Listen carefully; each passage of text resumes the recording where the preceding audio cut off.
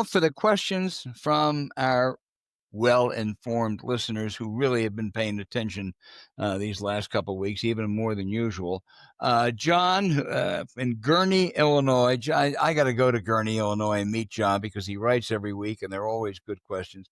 James, he said, regardless of recent Democrat election wins, the Republicans are gathering huge campaign donations. Does this concern you, or will a Democratic money spigot start to flow now?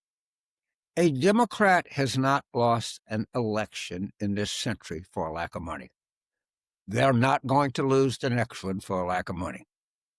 I'm telling you, and you're going to see that there was some reservation about the Democrats. There's not going to beat those reservations. There's going to be tremendous enthusiasm. And a lot of these companies that somehow or another thought this condition was permanent are going to be adjusting their strategies. I'll tell you who's going to make out like a bandit right now. If I were a Democratic lobbyist, my 2026 income is going to quadruple my 2025 income. Yeah. That's for sure.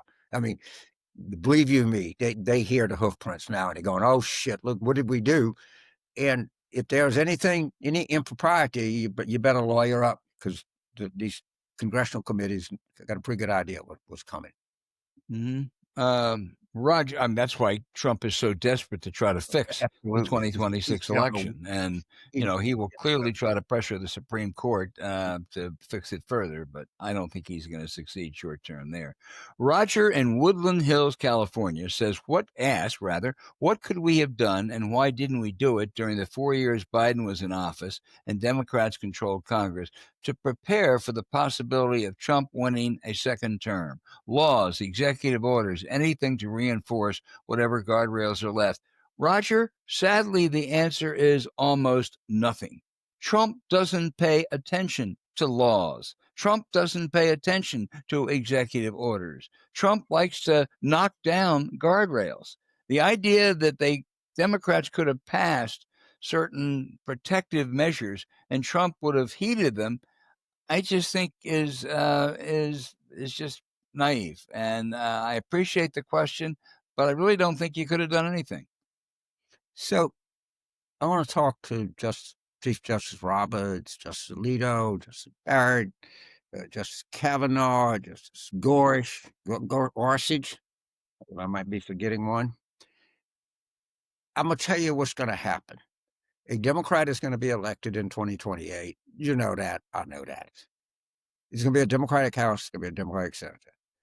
The Democratic president is going to announce a special transition advisory committee on the reform of the Supreme Court, that we could have our third branch of government has lost the faith and trust of the American people, and his president are going to do everything alone. He's going to appoint a blue ribbon, maybe Judge Ludick and the dean of the, just the usual fucking suspects, all right? And they're going to recommend that the number of Supreme Court justices go from 9 to 13. That's going to happen, people. That's going to happen to you. They're going to win. They're going to do some blue ribbon panel of distinguished jurists, and they are going to recommend 13, and a Democratic Senate and House is going to pass it, and the Democratic president is going to sign it, because they have to do an intervention so we can have a Supreme Court that the American people trust again. So just keep that in the back of your mind. And I would bet a lot of money that that's what's going to happen. Mm-hmm. A lot. James, Donald in the Bay Area. We're going to ask this question. Donald, next time tell us where in the Bay Area. He said he was playing on Chat GPT, and it said that the poor sentiment economy is demoralizing Republicans. Yeah, of course it is. And then he says, how do we help demoralize the GOP base further for the 2026 election? I just think Mark Russell used to say during Watergate, it's just rip and read. You don't have to prepare much stuff. I think they're pretty demoralized. Yeah. No, I do too. DKM, also from California, says, if Gavin Newsom is a Democratic nominee, for the sake of getting a win, what type of demographic candidates for VP should he select or avoid? I would bet in the next couple polls, Gavin Newsom is going to become the front runner. Well, that's interesting. It's a long time away. Just think of some of the other front runners, like Jeb Bush and Bernie Sanders at one point, and Mario Cuomo and Rudy Giuliani. So it's a long way to go. But, if Newsom should be the person they pick, he's got to pick someone of some balance. He'll be painted as a left-wing liberal. He's certainly walking away from some of that. Someone like an Andy Bashir and Alyssa Slotkin would be great. But let's not quite nominate him yet, DKM. He's he's been very opportunistic in a way that Democrats like. He's a little better communicator. I take him on a little bit persuaded. I had dinner last night with D.D. Myers, who's very close to him. He's been pointed to any number of things. If he's he's certainly one of the front runners, and he's a little more substantial than maybe I originally thought. And I've been kind of watching him. Yeah, I agree. I don't think he's going to flame out or anything like that. Now he's, and I think he's smart enough to know this. He's going to be running on a very fast track, and winnability is going to be a huge. And when I say huge, I mean it's going to, unless there's some kind of massive recession that could be that. But if it's anything toward a mediocre economy, just like Trump, don't kid yourself. This race was not the big winner was Madamino. The big winner was Spanberger, Sherrill. The big winner was this. It was one staggering fact in this election, and it was the giant loser. It was Trump. That's what this was all about. And when people come, it's going to be all about winnability. And and people are going to say, and I'll be, hey, look, you represent a state that you can't lose. Why don't we go with a guy like from Kentucky that we lose by 20 and he wins by 5?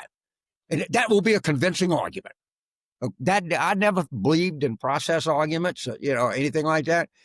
Process is going to play a big role in the 2028 nominating process. Well, one advantage that Newsom has, and I think 2.5 years out, it's always perilous.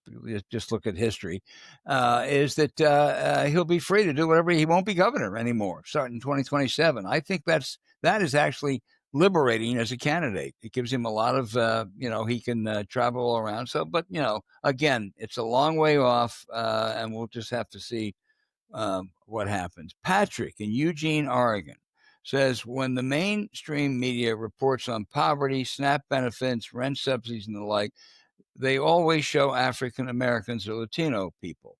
Politically, would it be more effective for the liberals to show poor whites also, who are disadvantaged and destitute and actually are the majority of the poor? All right. I will take a little issue with that. The stories that I've read, and I understand that may be true of TV, and I never mind attacking the New York Times, but they've had some stories. I think the other entities too I've seen, maybe I don't want to single people out, I can't have that good a recall, and in do areas that were hurt the most. And a lot of red state voters, a lot of white voters are really, really hurt by this. And Trump's so stupid, he points out that only Democrats get food stamps. That is demonstrably not true. And the reason I know it's not true is because I read the mainstream media. And I don't always defend them. I think some of their coverage can be mindless, but on this issue, our good friend here from Eugene got a point. You got to look a little bit deeper, and they actually have covered this. Yeah, I agree. Taylor in Chico, California, asked, what do you think of Kevin Roberts' decision? Kevin Roberts is the head of the Heritage Foundation, not to distance Heritage from Tucker Carlson following his recent softball interview with Nick Fuentes, who was a vicious anti-Semite. He's actually pro-Nazi in many ways. Said Hitler doesn't really bother him. Here's the problem, Taylor, for Kevin Roberts and those Republicans. Those hate mongers, those neo-Nazis, they're part of the coalition. They really are. And, it's outrageous, but I am particularly, I guess, incensed for the fact that Trump and his people have made such a big deal of anti-Semitism on college campuses, which clearly has been a problem. And then they go and they have the head of the most important foundation supporting them say, well, I'm not going to get upset about Tucker Carlson interviewing a man who says Hitler really wasn't all that bad. That's just where they are. Well, with Donald Trump, who do you have for dinner? He had dinner with him, I think, Fuentes, didn't he? And Yee, Yeah. or I mean, I have to say this. We all must say, and he said, "Okay, this is a big problem." Our friend Jill Abelson, who taught at Harvard, who is Jewish and did serious outreach to Jewish students, and she said none of them felt threatened. That I know she said. I'm not saying there's no anti-Semitism on campus, but I never would suggest that. She said, I'm sorry, James, I missed it. She said none of them. That she, talked to those Jewish students at Harvard. This was back in the kind of middle of the whole thing. And I remember her saying they didn't feel threatened. Yeah, yeah. All right. And, but it's now they're all split and crazed, and it's only going to get worse. It's only going to get what about this chat they had with this Asana? What's this guy in Long Island? And in these chats, and they said, "Oh, it's just a bunch of kids." It was like people in their 40s. It was all these right wingers, and it was the most racist, anti-Semitic shit you can imagine. Yeah, yeah. But we're gonna have Bill Ackman, what maybe the big Miller. He's not giving any more money to Columbia, whatever he does. Harvard, right, right. But I mean, meanwhile, all this shit's going on. All right, James, our final question, and it is a good one. Jim in Eastern Maryland says, James, do not burn your LSU diplomas. Keep them as a reminder of what LSU used to be, and let those documents continue to fuel your desire to turn the institution around. And now that Brian Kelly has been fired as the LSU football coach, he adds as a PS, can he now drop his fake Southern accent? Okay, this is good. Our previous, but first of all, if there was a Higher Education Administration Hall of Fame, I don't have any doubt that Mark Emmert and Bill Tate would be in it. I mean, Mark Emmert went to left to be the president of the NCAA, and Bill was run out by Jeff Landry and is now the president of Rutgers University, which is a very, very good university with a lot of different professional schools. It's ranked number 41 in the whole country by the U.S. News. I'm not much of a credentialist, but I guess you got to use some reference point. And we've now hired the president of McNeese State University in Lake Charles. All right, it is ranked 80th among Southern regional universities. And there's no such taught. I've looked at it to see if there's such a taught as a devaluation of the worth of a degree. I have 2 degrees from LSU. My oldest daughter has a graduate degree. My youngest daughter has an undergraduate degree.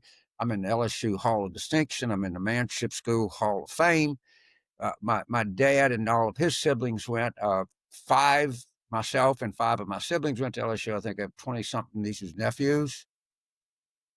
And it is a utter disgrace what they have done to that university. It is just a disgrace. It's a race toward mediocrity. I think that Jeff Landry would be happy if they made us a JUCO college. But you're right, something is going to change here because, and I asked myself the same question. I asked it to you, Albert.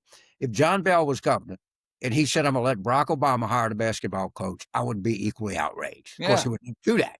We never do that. So I don't have to worry about that problem. But your question is spot on. It is to me, it's another disgrace that they are intentionally trying to dismantle the university. And by the way, they succeeded. Well, listen, we love your questions. Please keep them coming. If we didn't get to it this week, send it again. We'll try to get to it next week. Tell us where you're from. and we really, really, really appreciate every question we get.